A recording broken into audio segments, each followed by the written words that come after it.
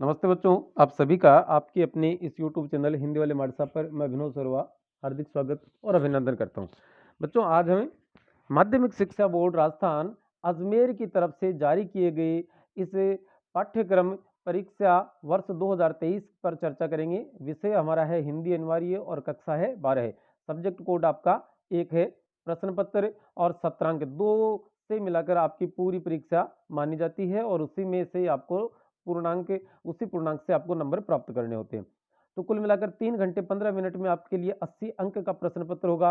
20 अंक यहाँ से जाएंगे जो सत्रांक के रूप में है और सत्रांक को भी कुल मिलाकर 4 भागों में विभाजित किया गया है। कौन कौन से देखते हैं। कुल मिलाकर आपको पूर्णांक हो जाएगा 100।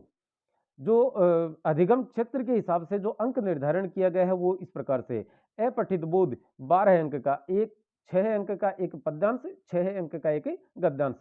रचनात्मक लेखन जिसमें पत्र लेखन, निबंध लेखन और अभिव्यक्ति और माध्यम नामक पाठ्य पुस्तक से यहाँ पर आपको खूब सारे प्रश्न मिलेंगे। व्यावहारिक व्याकरण जिसमें हम कह सकते हैं शब्द शक्ति है, पारिभाषिक शब्दावली है और इसके अलावा अलंकार है। तो ये सारी तमाम चीजें कहाँ मिलेंगी आपको, इसी चैनल पर मिल जाएंगी और इसमें से कुल मिलाकर 8 अंक के प्रश्न आएंगे। सारी एक भी सब्जेक्ट, एक भी चीज ऐसी नहीं है जो आपको यहाँ पर इस चैनल पर उपलब्ध न हो।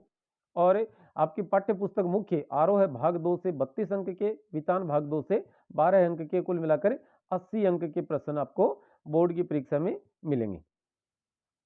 अब देखते हैं थोड़ा सा खुलकर विवरण के साथ। अपठित गद्यांश इसमें अति लघुतरात्मक प्रश्न होंगे एवं शब्द वाले, कुल 6 अंक के। और अपठित पद्यांश कवितांश इसमें से भी 6 अंक के प्रश्न होंगे जो कि एवं शब्द वाले होंगे। रचनात्मक लेखन में देखिएगा, एक तो निबंध होगा जो कि 5 अंक का है, इसमें विकल्प भी होंगे। और एक पत्र और प्रारूप लेखन जिसमें ये 5 चीजें शामिल हैं। अर्थशास्त्र के पत्र है, निविदा है, विज्ञप्ति है, ज्ञापन है और अधिसूचना है। इनमें से कुल मिलाकर 2 ऑप्शन मिलेंगे आपको और 2 में से कोई एक आपको करना है और इसका अंक भार कितना रखा गया है, 4 अंक का। पत्र लेखन कितने अंक का होगा, 4 का। अभिव्यक्ति और माध्यम नामक पुस्तक के 2 हिस्से बांटे गए हैं। पहला हिस्सा है विभिन्न माध्यमों के लिए लेखन, पूरे के पूरे वीडियोस पर लगे हुए हैं। आप देखेंगे 4 अंक के प्रश्न हैं। और फीचर या आलेख लेखन जिसके लिए 3 अंक निर्धारित किए गए हैं। व्यावहारिक व्याकरण के लिए आप देखें भाषा, व्याकरण और लिपि का परिचय, पूरे वीडियो लगे हुए हैं, आप प्ले लिस्ट में जाकर देख सकते हैं।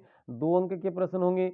शब्द शक्ति से संबंधित 2 अंक के प्रश्न हैं। अलंकार जिसमें अनुप्रास, लाटानुप्रास, श्लेष, यमक और पुनरुक्ति प्रकाश, 5 अलंकार रखे गए हैं और पांचों में से 2 अंक के प्रश्न होंगे। और एक पारिभाषिक शब्दावली जिससे भी 2 अंक के प्रश्न, एक एक अंक के 2 प्रश्न पूछे जाएंगे। एक तो मीनिंग दिया जाएगा जिसका हिंदी अर्थ पूछा जाएगा और एक हिंदी अनुवाद दिया होगा उसका अंग्रेजी मीनिंग पूछा जाएगा।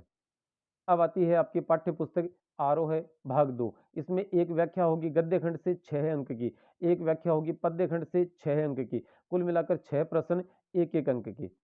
किसी एक कवि या लेखक का परिचय होगा, इसमें एक कवि का नाम होगा और एक लेखक का, दोनों हिस्सों से, एक पद्य से एक गद्य से 4 अंक के प्रश्न होंगे।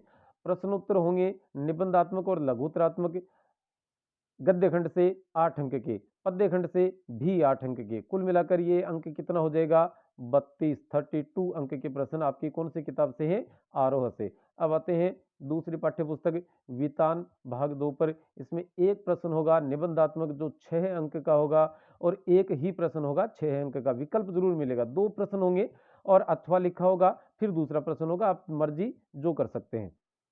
उसके बाद में 6 अति लघुतरात्मक प्रश्न होंगे, एक एक लाइन वाले, 1 लाइनर क्वेश्चन, 6 प्रश्न होंगे। प्रत्येक प्रश्न का अंक भार 1 रहेगा, कुल मिलाकर 6 अंक। और दोनों का देखा जाए तो 12 अंक में ये पूरी पुस्तक आपको निपटानी है। और ये आपके सत्रांक का विवरण इस प्रकार से दिया है। हिंदी अनिवार्य में सैद्धांतिक परीक्षा के लिए 3 घंटे 15 मिनट का समय और 80 अंक तय किए गए हैं। सत्रांक का विवरण इस प्रकार से है, 4 भागों में बांटा गया है। पहला है स्थानीय जो परीक्षाएं होती हैं, 1, 2, 3, तीनों टेस्ट और हाफ ईयरली एग्जाम। इसमें से इसका कुल मिलाकर हम कह सकते हैं इसमें से 10 अंक दिए जाएंगे। 5 नंबर आपके प्रोजेक्ट के होंगे, 3 अंक आपकी उपस्थिति पर डिपेंड करते हैं और 2 अंक आपके व्यवहार पर डिपेंड करते हैं। तो आपका ये मिलाकर कुल अंक का भार कितना बैठता है, 20 अंक। 80 80 प्लस 20 अंक भार हो गया 100। और परीक्षा को पास करने के लिए अंक भार रखा गया है 33।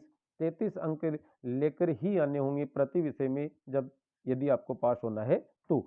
तो उस स्थिति में हम कह सकते हैं कि हम 100 में से बहुत नज़दीक पहुँचेंगे, 100 के 2 के आंकड़े में जाएँगे। और मेरी खूब सारी शुभकामनाएँ आपके साथ हैं। चैनल पर नए थे, सब्सक्राइब कीजिएगा। नमस्ते, धन्यवाद।